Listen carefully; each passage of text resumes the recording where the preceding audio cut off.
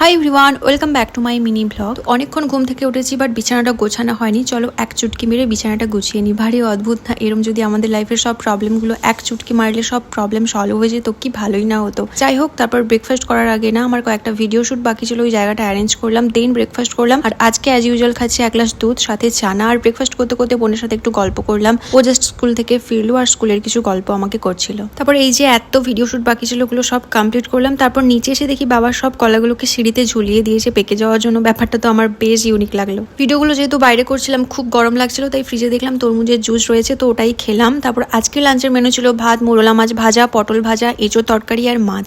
বিকেলের দিকে সৃজিতার সাথে একটু মাঠে গেলাম, যেখানে আমরা আগে প্রত্যেকদিন 3 জন আসতাম। খুব ভালো এখানে হাওয়া দেয়। যাই হোক, তারপর সন্ধ্যার দিকে আমি আর মা একটু কাজে বেরিয়েছিলাম, আর আসার পথে দেখলাম একটা পুজো হচ্ছে জমজমাটি করে, আর চারদিকটা সুন্দর সাজিয়েছে। দেন রাতে ইয়মি চাউমিন দিয়ে রাতের ডিনারটা করে বাস আজকের দিনটা এভাবেই শেষ করলাম।